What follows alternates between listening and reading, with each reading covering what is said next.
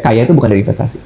Terus apa pandangan lu tentang Bitcoin atau cryptocurrency? Kenapa nggak tertarik buat nyoba? Kan banyak orang kemarin, apalagi waktu naik tuh pada, wah harus Bitcoin, kalau nggak lu bakal miskin, segala macam kan.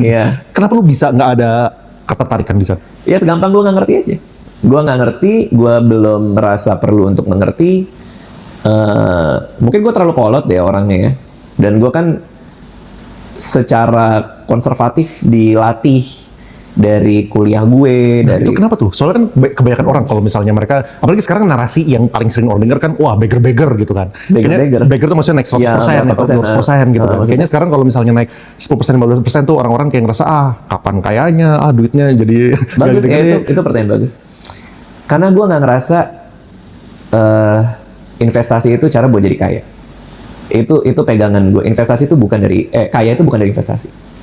Persoalan gue itu. Which is orang mau beda-beda, silakan. Itu sama kayak Andrew sebenarnya, Andrew Susanto. Oh gitu. Sama kayak Andrew Susanto. Dia juga gitu, dia targetnya setahun 6%, yang penting untuk menjaga kekayaan gitu. 6% buat jaga kekayaan sih oke sih. Iya.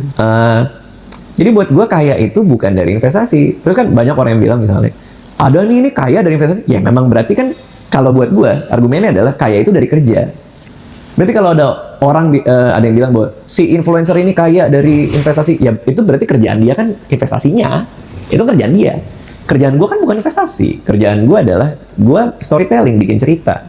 Maka investment paling tinggi gue adalah di skill gue dan hal-hal yang gue bikin ini, IP-IP yang gue bikin.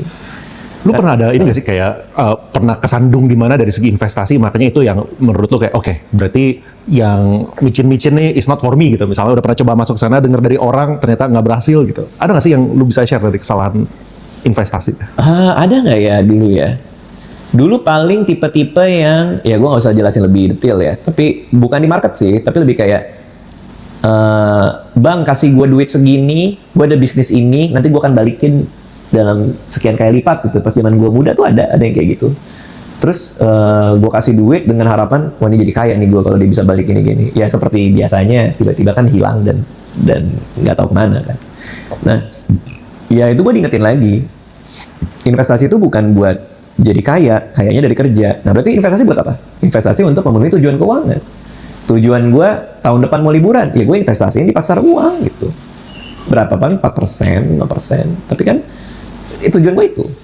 Ya kalau misalnya 3 hari lagi mau gue pakai duitnya, mau beli TV mahal gitu misalnya, ya nggak usah gue investasi, taruh aja bawa bantal 3 hari lagi. Ya makanya gue selalu itu. Nah